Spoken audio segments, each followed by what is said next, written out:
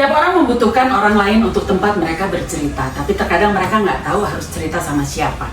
Jadi untuk sahabat tempat bercerita yang ingin berbagi pengalaman, bertukar cerita seputar anak-anak spesial kita, bisa datang ke tempat ini, ke tempat bercerita. Tapi sebelumnya, subscribe dulu YouTube channel kami Tempat Bercerita BDG. Jangan lupa nyalain loncengnya supaya ada notif setiap kali kami tayang 1 minggu 1 kali. Jangan lupa juga follow DM kita @tempatbercerita.bdg, bisa DM atau WA ke 0816601010. Nah, saat ini Tempat Bercerita sedang ada di Lembang, di Maribaya tepatnya, berkumpul pengurus-pengurus PIK Kota Jabar untuk evaluasi kegiatan 2025. Tapi di sela-sela saya akan mewawancara, kita saling bertukar cerita juga dengan salah satu pengurus Potats yang tidak di Bandung. Jadi mumpung ada di sini, saya ajak datang ke Tempat Bercerita. Siapa dia? Jangan kemana-mana. Masih di Tempat Bercerita kali ini dengan Vika, salah satu pengurus termuda ya Vika? Termuda. Dulu di Bandung, sekarang tinggal di Cikampek. Jadi pada saat sekarang pengurus Potats Jabar sedang berkumpul di Lembang. Kita ajak dulu Vika untuk bincang-bincang sebentar. Apa kabar? Baik dong. Selalu baik. Selalu baik, sehat terus. Jadi ya. Vika ini salah satu yang tahan banting. Sering dimarahin, pokoknya digitu-gituin lah, tapi tetap semangat. Vika cerita Buat dulu. anak dong, harus semangat. Sekarang Brahma, putranya namanya Brahma, Down syndrome tentunya. Umur? Sekarang Brahma umurnya 8 tahun 6 bulan. 8 tahun 6 bulan. Kelas 2 SD. Pindah ke Cikampek umur berapa? Dia pindah itu umur 2 tahun 3 tahun lah. Oh, berarti udah lama dong. Iya, udah 5 tahun lebih kita. Berarti sekarang kelas 2 SD di SLB Negeri Purwakarta. SLB Purwakarta? Iya. Emang tempat lu nggak ada? Tidak ada, guys.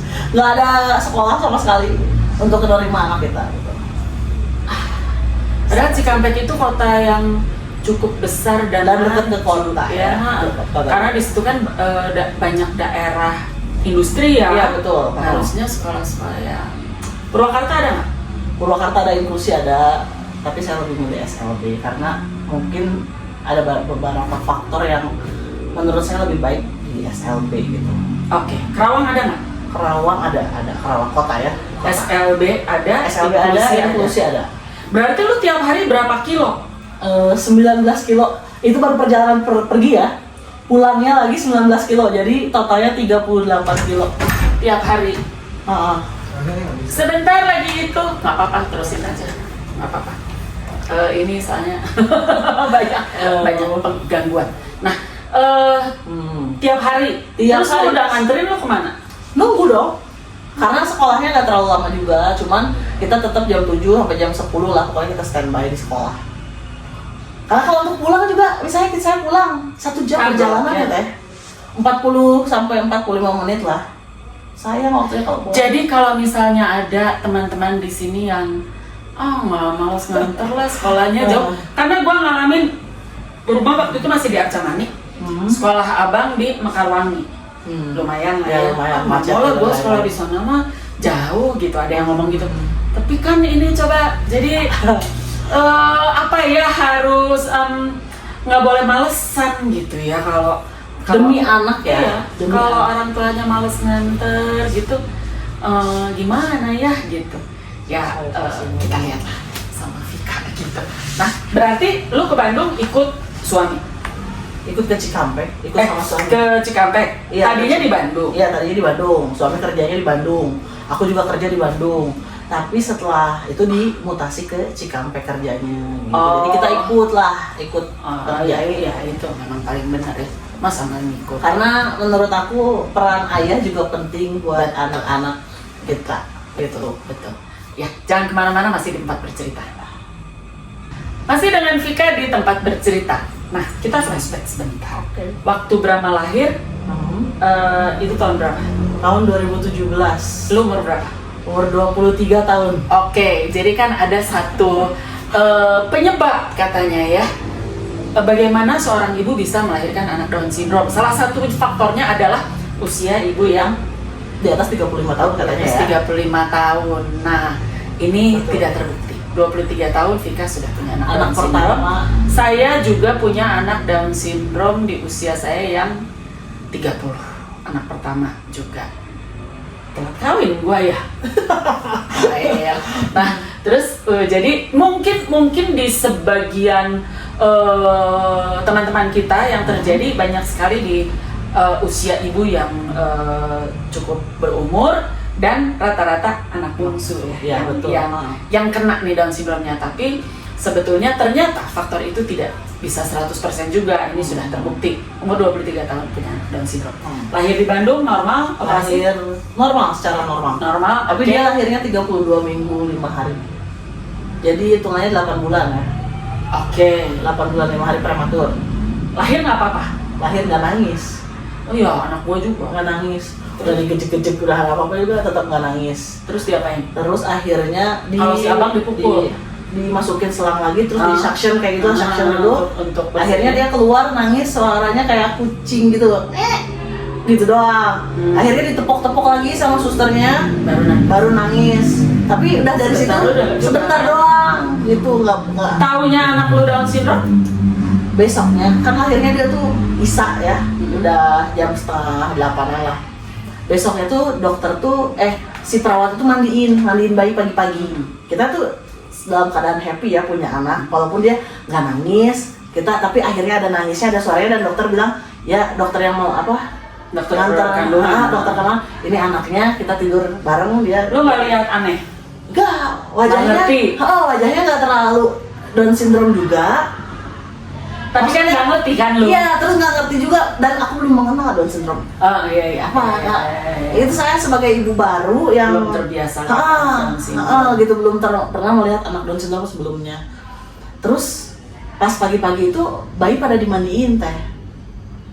Lu Anak saya tidak menangis, anak yang lain menangis. Saya nanya lah ke susternya gitu, nanya, kok anak saya nggak nangis? Oh iya, nanti dokternya akan menjelaskan. Oh, berarti di situ sebetulnya mereka sudah tahu. Gitu. Terus akhirnya Dokternya sekitar jam 10 pagian lah, mungkin dia habis praktek, terus dia jelasin bahwa anak ibu masih suspek, tapi suspeknya kan Down syndrome atau hipotiroid atau apa, tiroid gitulah, yang Hipo, ya. kayak gitu. Jadi suruh cek darah, cek kromosom, terus juga banyak yang harus dicek waktu itu, banyak banget.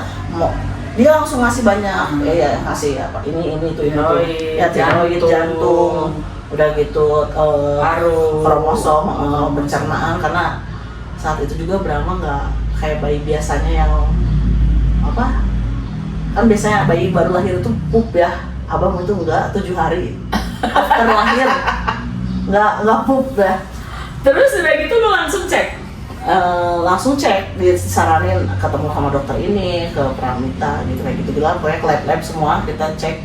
Itu cek tiroid dulu awalnya, langsung cek jantung, Jantung nggak apa-apa?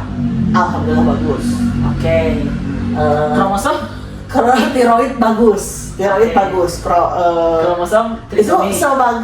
kayak gini loh teh, kan dokter bilang anaknya suspeknya ini, karena hasil tes itu bagus. Jadi aku merasa iya. gitu, Karena kromosomnya belum keluar. ya anak aku is oke gitu. Nah udah gitu pas tes kromosom ketemu sama dokter, boleh disebutin? Boleh. Sama dokter Bremi. Begitu, Dokter Bremi, halo. begitu dokter Bremi baru ngelihat Lu ketemunya di mana? dikenalin sama si dokter anak yang dikasih nomor teleponnya dokter Bremi. Oke.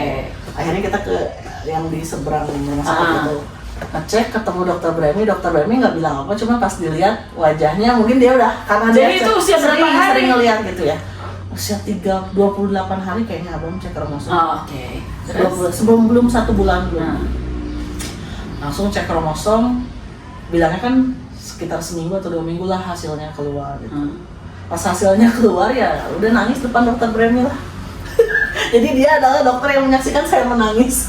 Terus bapaknya juga nangis? Semua sekeluarga kita nangis gitu. Cuman ya oke, kita nerima. Tapi lu tahu Down syndrome itu apa? Karena si dokter waktu awal kita melahirkan di klinik itu ngasih tahu suspeknya ini, jadi kita cari tahu. Oh. Tapi ya namanya dari Google teh ya, Terbatas. terbatas, dan Aku juga mau nanya baliknya kan nggak bisa ya, maksudnya nanya-nanya terus ke Google kan jawabannya itu. Akhirnya kita banyak ketemu sama dokter anak sebenarnya untuk kata dokter anak ini kan anak aku DS, kata dokter ini ada yang bilang kayaknya enggak Bu, coba tapi dicek aja kromosomnya untuk lebih jelasnya kayak gitu. Jadi ada yang bilang iya dan tidak gitu. Jadi Mungkin yang tidak juga sebetulnya udah tahu. iya, cek cuma kromosom untuk lah. kayaknya untuk kayak ngehituin hati aku gitu lah ya, biar tetap. Karena memang untuk mengetahui hasil yang pasti memang cuma cek kromosom.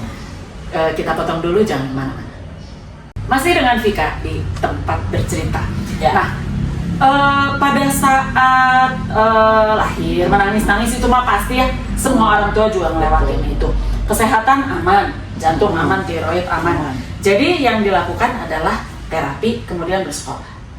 Betul. Kemudian kalau terapi mah kita bisa di mana aja, Iya, di mana betul. aja. Betul, Nah, betul. sekolah susah nggak? Karena kita tinggalnya di Cikampek ya, balik lagi ya. Aku tinggal Oh, di jadi Cikampek. pertama sekolah itu di Cikampek? Iya, umur 5 tahun abang mulai sekolah, mulai masuk sekolah PAUD. Udah gitu, saya 7 sekolah saya ditolak.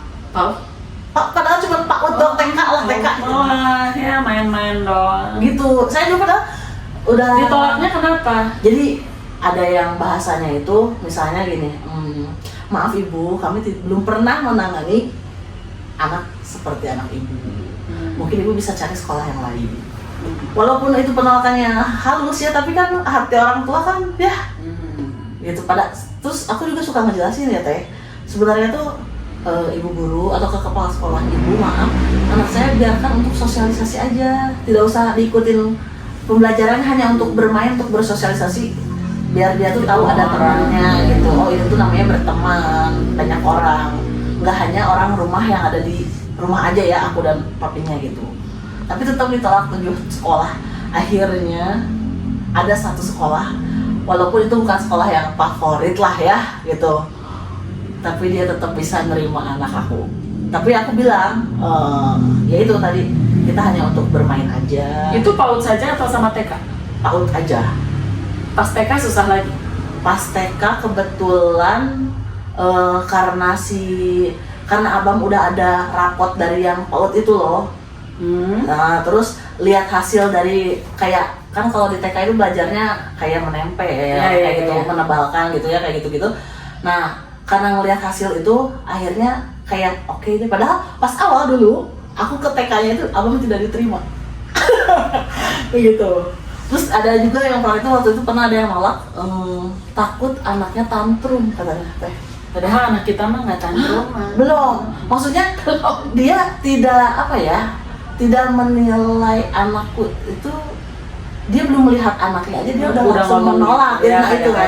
Kadang-kadang Itu, orang gitu. suka judgmental juga ya sama anak-anak kita. Betul. Atau gini misalnya, anak gini mah bisa apa sih? Nah itu Pak, kayak ada aku mengerti bahasa itu. Underestimate gitu, betul. Ya memang anak kami mah terlambat, mau digimana-gimanaan Tapi juga nggak terlambat. bisa loh. Tapi bukannya nggak bisa, gitu. dia Mungkin dia butuh waktu yang lebih panjang, kesabaran yang lebih banyak, betul, benar. usaha yang lebih keras, dan biaya yang lebih banyak juga betul. pasti ya. Itu mah pasti. Tapi bukan nggak bisa. Contohnya anak saya sekarang bisa main kendang gitu ya, kemana-mana sampai ke luar negeri. Dan kita mah boro-boro, gua mah main kendang juga nggak bisa gitu ya. Benar, Jadi pasti mereka bisa melakukan sesuatu yang mereka suka, potensinya di mana yang belum tentu kita bisa gitu. Ada kelebihannya pasti. Pasti ya. Tapi kita sebagai orang tua harus jangan bosen trial and error. Ya betul, aku coba-cobain terus. Coba, karena kalau misalnya nunggu mereka mah aku pengen les piano dong, udah mau ya gitu. Jadi harus anak yang soleh dan baik ya. Jadi kalau misalnya anak gua belajar tinju anak-anak dulu, latihan sebulan, ternyata dia nggak suka kekerasan gitu ya. Ya udah taekwondo, baseball semua dia ikut. Tapi bener nggak Teh? Abang juga sama nggak suka kekerasan. Rata-rata mungkin anak Down syndrome begitu. Suara yang keras. Atau ada anak yang main fisik yang keras kan namanya kalau di perumahan gitu ya. Dia ada yang berantem tuh dia menghindar, lebih baik dia mencari aman gitu. Abang juga nggak suka Anak kalau yang baik nonton sih, TV aja ya, jangan yang berantem lihat banjir, lihat kebakaran, dia nggak betul dia nggak suka yang gitu-gitu ya. betul. Tapi berarti hatinya kan baik sekali.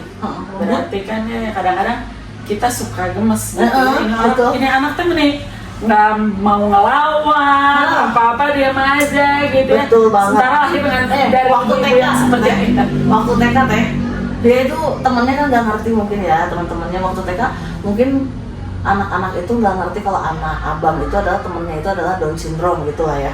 Jadi mereka tuh bilangnya tuh, abang kok kayak bayi terus sih? Tante, abang kok kayak bayi sih? Tapi ada juga namanya anak-anak kita kalau ketemu sama anak pun dijailin, tapi abang tuh nggak bales. Diam aja.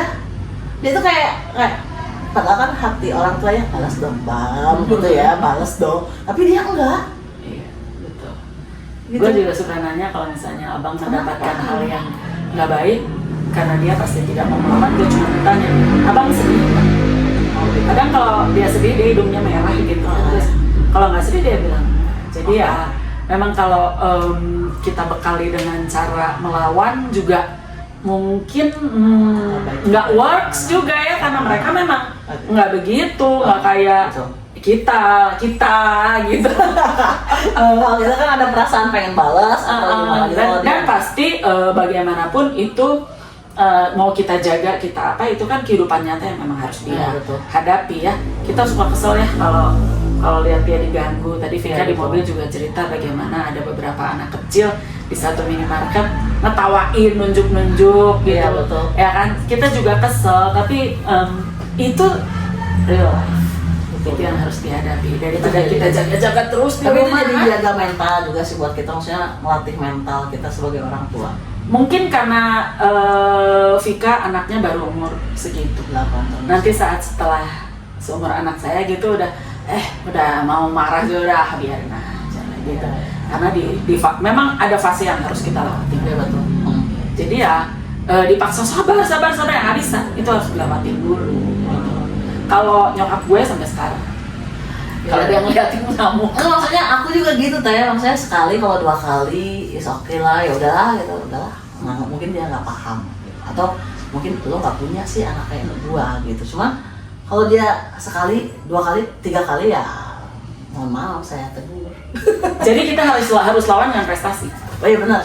Apapun lah, ya bukan prestasi juga lah ya. Kalau kita kan lihat prestasi seperti harus juara 1, 2, 3 gitu, bukan itu.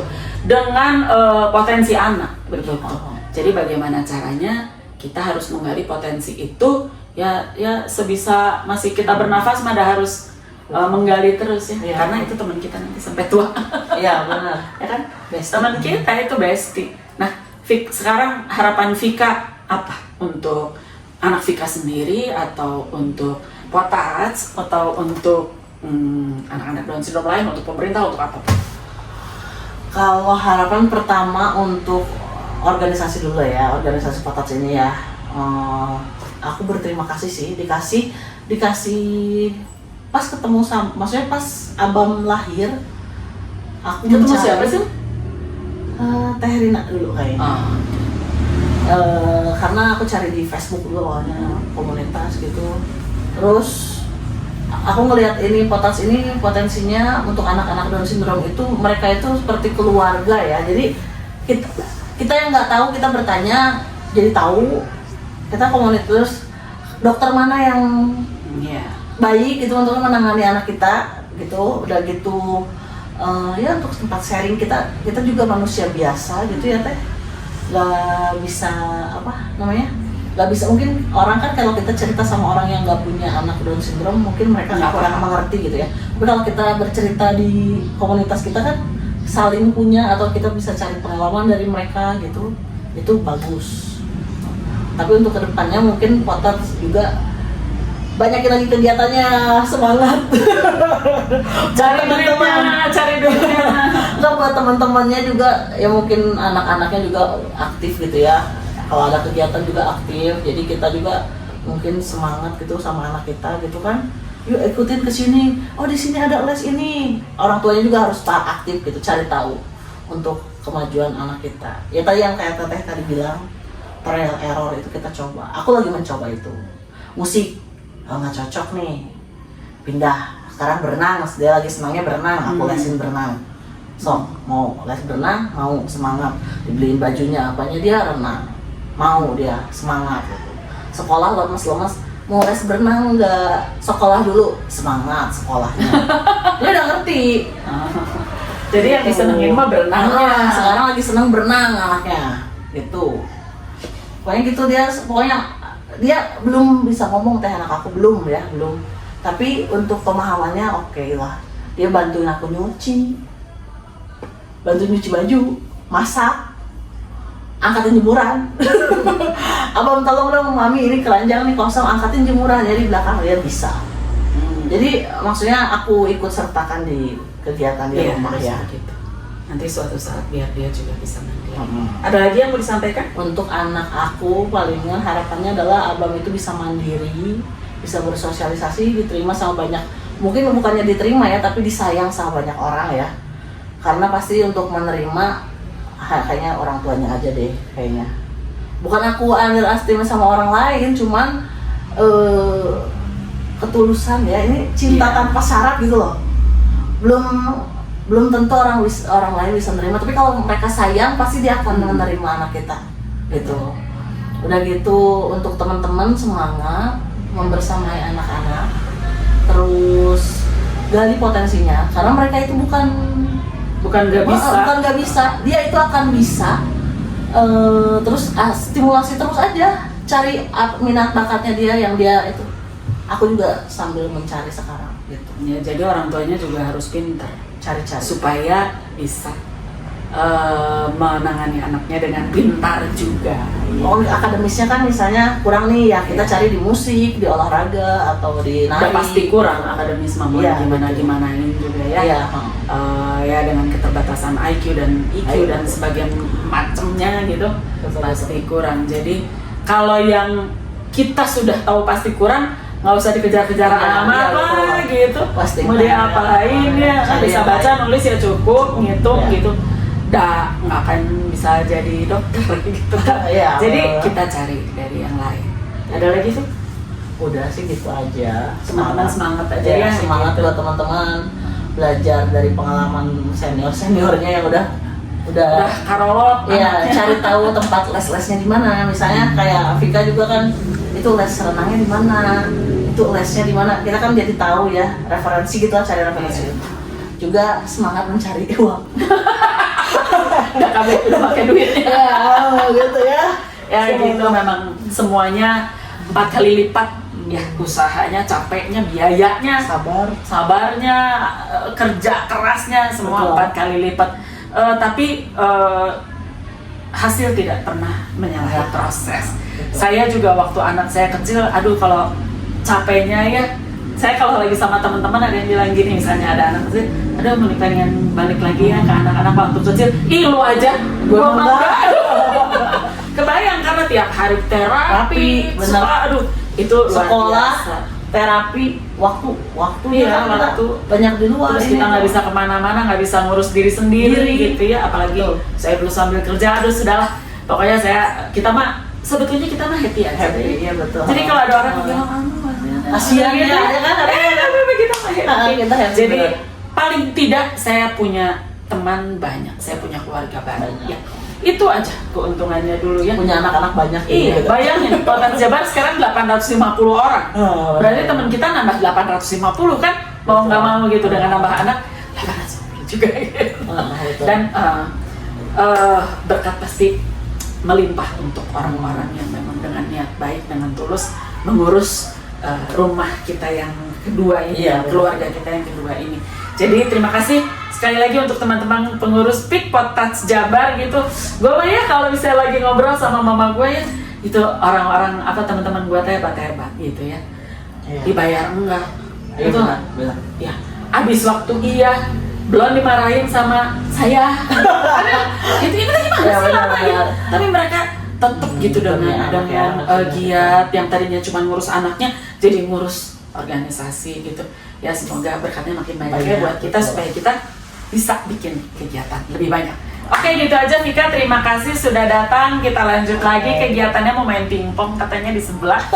Jangan kemana-mana, tetap di tempat bercerita yang tayang 1 minggu 1 kali. Bye-bye.